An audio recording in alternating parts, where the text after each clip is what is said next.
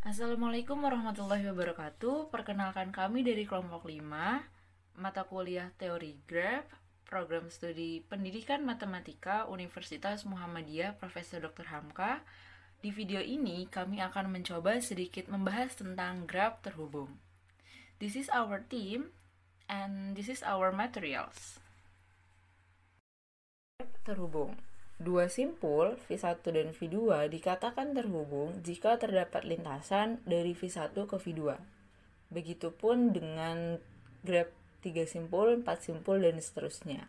Bisa kita lihat contoh di samping, ada simpul 1, simpul 2 yang di atas, simpul 3 yang di tengah, dan simpul 4 yang di bawah.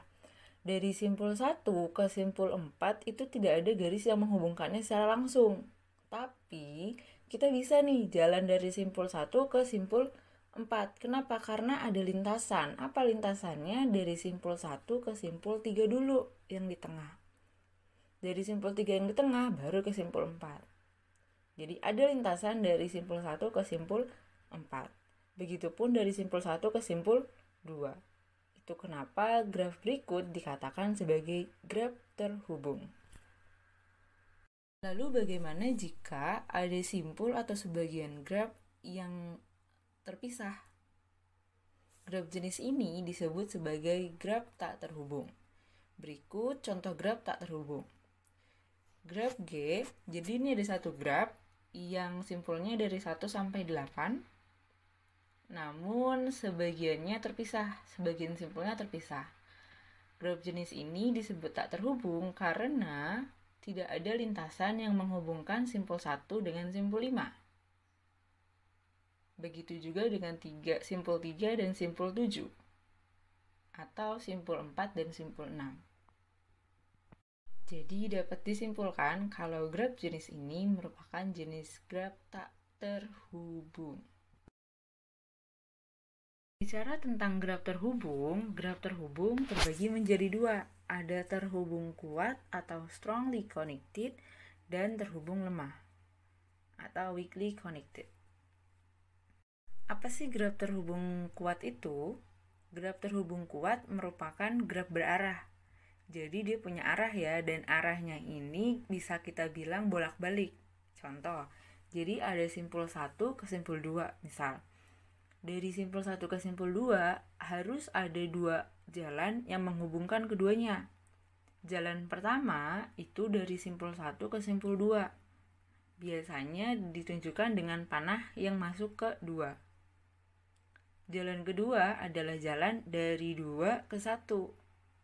Biasanya disimbolkan dengan panah yang masuknya ke 1. Begitu juga dengan simpul 2 dan simpul 3. Graf jenis ini disebut sebagai graf berarah terhubung kuat. Lalu bagaimana dengan graf terhubung lemah? Graf terhubung lemah juga graf berarah, namun tidak semua lintasannya itu bolak-balik. Contoh, seperti graf 1, 2, 3, 4 ini. Dari simpul 1 ke simpul 2 itu bolak-balik. Namun dari simpul 2 ke simpul 3 hanya ada satu arah. Begitupun dari simpul 2 ke simpul 4 hanya ada satu arah. Dan simpul 3 ke simpul 4. Itu kenapa graf jenis ini disebut sebagai graf berarah terhubung lemah. Next ada upagraf atau subgraf. Apa sih upagraf itu? Misal ada graf G yang punya simpul V dan sisi E adalah sebuah graf. Dan ada G1 yang simpulnya itu V1 dan sisinya E1 yang merupakan upagraf dari G. Maka bisa didefinisikan kalau si G1 merupakan bagian dari G dan V1 merupakan bagian dari V serta E1 merupakan bagian dari E. Untuk lebih jelasnya, lihat contoh yuk. Untuk memahami konsep subgraf atau upagraf, bisa kita gunakan konsep himpunan yang kita pelajari di SMP dulu. Jadi kalau di SMP dulu kita belajar himpunan, di dalamnya ada yang namanya himpunan bagian dan komplement. Contoh, misalkan saya punya himpunan yang anggotanya itu 1, 2, 3, namanya himpunan A. Lalu, dari himpunan A, saya ambil himpunan bagiannya. Kita sebut sebagai A aksen. Kalau himpunan A anggotanya 1, 2, 3, A aksen anggotanya 1 misalkan. Benar dong, karena 1 itu ada di anggota A. Jadi benar kalau himpunan bagian dari A itu 1. Kalau saya ambil himpunan bagiannya 1, maka komplement dari himpunan bagian adalah 2 dan 3. Atau secara gampang kita anggap komplement itu keseluruhan anggota dikurangi anggota himpunan bagian. Kan keseluruhan anggotanya 1, 2, 3 dikurangi anggota himpunan bagian yaitu 1, tinggal 2 dan 3 gitu. Itu konsep komplement dan himpunan bagian, di mana himpunan bagian itu sama seperti upagraf atau subgraf. Bisa kita lihat contoh graf G yang simpulnya 1 sampai 6. Dari simpul 1 sampai 6 kita ambil simpul 1 sampai 5 yang ada 4 sisinya. Kita sebut sebagai subgraf dari G. Lalu kalau kita ambil subgrafnya 1 sampai 5, maka bisa kita cari komplemennya. Komplemennya siapa? 1 sampai 5 juga. Tapi sisinya beda. Gitu.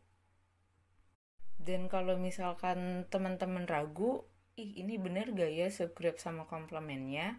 Digabungin aja. Kalau subgraf sama si komplement digabungin dan hasilnya itu graf keseluruhan, maka jawaban teman-teman benar. Tapi misalkan sudah digabungin si subgraf dan komplement, tapi gambarnya masih berbeda atau ada yang kurang dari graf keseluruhannya, maka jawabannya salah. Terakhir, ada komponen graf. Komponen berbeda dengan komplement yang kita bahas sebelumnya ya. Jadi komponen graf atau connected component adalah jumlah maksimum upagraf terhubung dalam suatu graf. Contoh, ada graf G namanya, semua ini disebutnya graf G ya. Graf G yang dimulai dari simpul 1 sampai simpul 13. Simpul 1 sampai simpul 13 ini terpisah-pisah. Ada beberapa bagian nih. Bagian pertama ada simpul 1 sampai simpul 6. Bagian kedua simpul 7 sampai simpul 10. Bagian 3 simpul 11 sampai 12. Dan bagian keempat simpul 13. Nah, graf G dikatakan mempunyai 4 komponen. Kenapa? Karena tadi ada 4 bagian. Yang bagian pertama 1 sampai 6. Simpulnya bagian kedua 7 sampai 10, bagian ketiga 11 sampai 12, dan bagian keempat 13. Dan perlu diingat kalau komponen graf akan lebih dari 1 kalau graf itu merupakan graf tidak terhubung. Lalu bagaimana kalau grafnya terhubung? Berarti komponennya hanya ada 1. Tiap simpul dihubungkan oleh 2 sisi yang bolak-balik. Komponen kedua merupakan graf lemah, terhubung lemah, karena hanya memiliki 1 sisi yang menghubungkan, tidak bolak-balik. Dan komponen ketiga hanya sebuah titik. Nah, sebuah titik ini bisa kita sebut sebagai graf terhubung kuat. Jadi, dari graf ini yang terdiri dari 3 komponen, terdapat 2 komponen graf yang terhubung kuat. Coba latihan soal. Untuk soal-soal yang sulit, boleh ditulis di kolom komentar ya.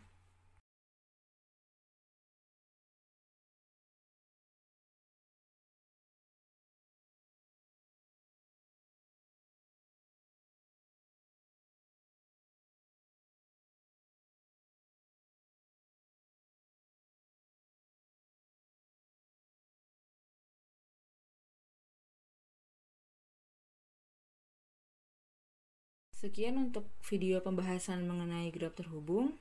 Semoga bermanfaat. Sampai bertemu di video-video selanjutnya, dan jangan lupa kritik dan saran kalian sangat membantu. See you guys.